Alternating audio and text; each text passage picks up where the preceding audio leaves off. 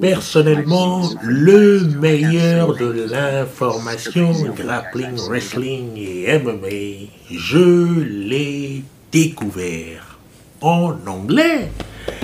Et cela m'a littéralement plongé dans une extase. Bonjour, c'est Jean-Serge Moumba, le spécialiste de tes relations plus épanouies au quotidien. Alors tu te poses la question, mais comment faire pour progresser plus vite dans le grappling? Comment faire pour progresser encore plus vite dans la lutte, voire dans les MMA? Qu'est-ce qu'il faut faire? Eh bien, je vais te citer dans cette vidéo quelques éléments de mon parcours personnel concernant ces sports de combat, alors que tu me vois ici dans mon protocole personnel aujourd'hui, le protocole que je suis, à savoir un peu de pied-point, un peu de wrestling solo drills, pour maintenir quelque chose d'assez consistant et transdisciplinaire. Quand je suis arrivé dans le jiu-jitsu brésilien, je peux te dire que c'était la cacophonie dans ma tête. Je me disais, mais qu'est-ce que c'est encore que cette histoire où je suis contrôlé comme un bébé, un enfant par n'importe qui, mais par où est-ce que je dois commencer? Je n'ai pas trouvé de réponse. C'était la débrouillardise. Je ne comprenais pas les techniques. Je ne comprenais pas ce qu'il fallait que je fasse et comment est-ce qu'il fallait que je me comporte. Et dans les sparring, j'étais hyper stressé.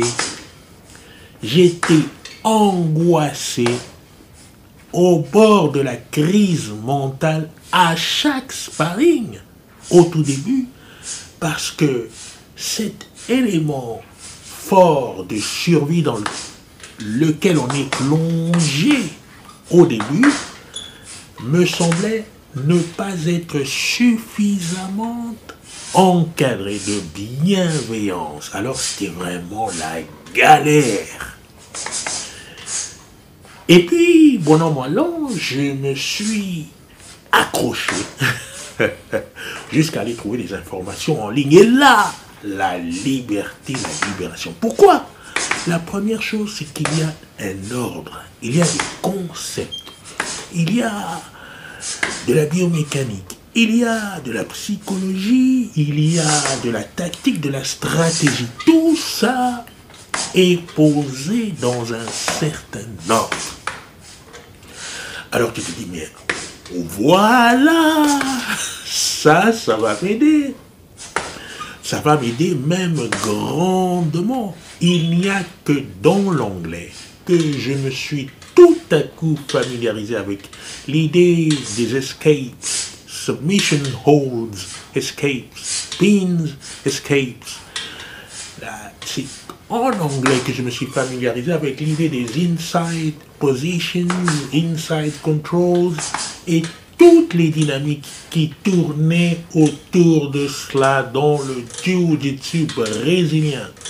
Les définitions étaient tout à coup plus claires, plus profondes, plus stables. Et voilà que les options se dessinaient plus facilement pour le fighter, la mentalité, l'approche que j'étais alors.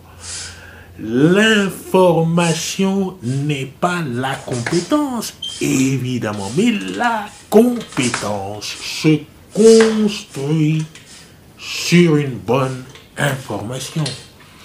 Il vaut mieux en tout cas qu'il en soit ainsi si tu veux performer dans une zone de qualité. L'information, c'est très important pour construire ton arsenal en tant que sportif dans les combats, en tant qu'artiste. artiste martial. Alors, pour moi, j'estime que l'anglais, c'est l'univers même de la précision, l'univers même de l'abondance, et c'est l'univers des réponses assez disponibles littéralement à chaque clic. Et si tu reviens par exemple à la lutte pour ton standing, eh bien tu verras que c'est la même chose. Grâce aux recherches que tu ferais en anglais, tu trouveras pourquoi est-ce qu'il faudrait insister sur certaines directions de lutte et pas d'autres. Je te prends pour exemple la folk style wrestling aux États-Unis, très indiquée pour nous les grappleurs, dans le sens de la top position maintenance. Quelque chose que les professeurs de lutte ici localement ne font pas parce qu'ils sont plus orientés vers la lutte libre, qui ne travaille pas ce genre d'approche en bottom wrestling, les pins et les turns, comme on peut le voir en folk style wrestling. Donc la solution, c'est quoi? Eh bien, c'est de te tourner vers les États-Unis pour pouvoir prendre cette information très importante, à la fois pour ton jiu-jitsu brésilien, mais surtout aussi pour ton MMA. C'est-à-dire que sans ces éléments clés dans ta lutte, tu seras voué à croire que l'individu qui est en face de toi veut jouer avec toi à jiu-jitsu par terre, jiu-jitsu brésilien. Il veut jouer avec toi au jiu-jitsu brésilien. Mais dans les sports de combat modernes, si tu veux jouer au sol, alors il va falloir convaincre ton adversaire à rester au sol. Aujourd'hui, les outils les plus puissants sont aussi maintenant nichés dans le folk style wrestling, c'est-à-dire la lutte traditionnelle américaine. Donc, tu vois, encore une fois, les informations, tu vas les trouver en anglais. Alors, le MMA, c'est la même chose. Le MMA, comme tu le vois, c'est très en vogue maintenant, mais c'est aussi très international. Et la meilleure façon de communiquer les informations à l'international, c'est aussi par le biais de l'anglais. Et je peux te dire que concernant tous les secteurs de jeu dans le MMA, tu seras là aussi ahuri par l'abondance des informations en anglais. Alors, est-ce à dire que le coaching local n'est pas suffisant pour former et générer de bons athlètes? Je ne pense pas qu'il faille le dire.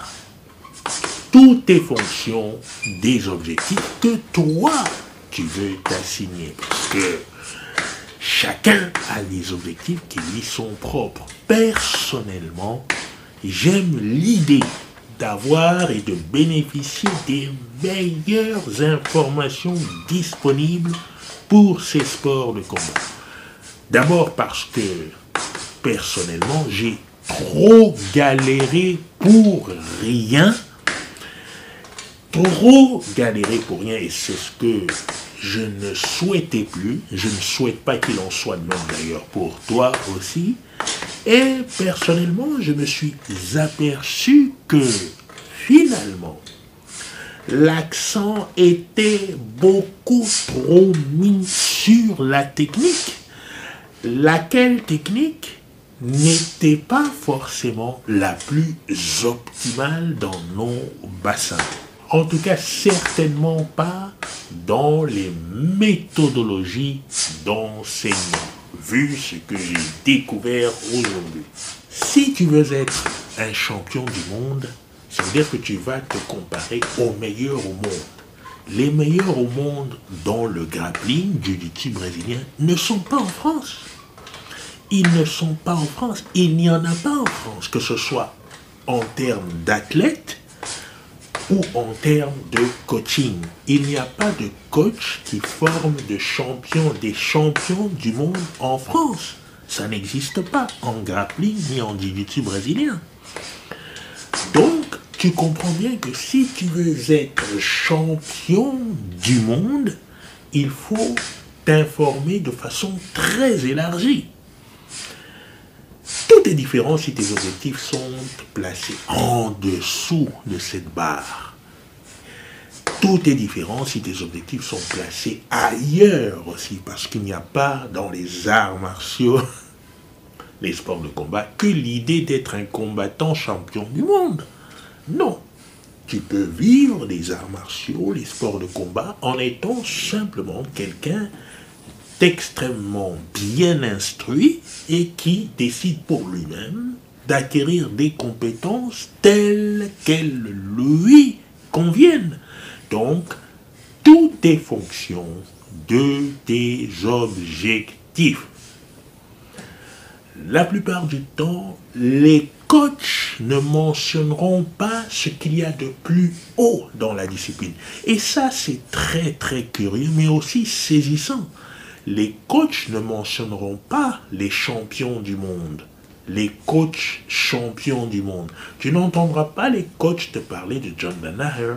Tu n'entendras pas les coachs de grappling jiu-jitsu brésilien te parler de tout le système de leg locks John Danaher, alors que c'est pivotal dans la dynamique du grappling. Et ça, c'est un gros problème. Pourquoi? Parce que c'est complètement arracher tout un pan du système très important dans le grappling moderne. En tout cas, ces choses-là, ces petites lacunes sont totalement évitables en te plongeant dans l'onglet. L'information est la base de ta formation. L'info est la base de ta formation, car c'est appuyé sur elle que tu peux dresser le cap vers tes objectifs précis. Si cette vidéo t'a plu, si tu as trouvé ce contenu intéressant, écoute, tu me ferais un grand plaisir pour le développement de la chaîne à partager le contenu autour de toi, à commenter, à liker et évidemment toutes ces bonnes choses que l'on aime bien faire quand on est content. Et quant à moi, je te dis à la prochaine vidéo.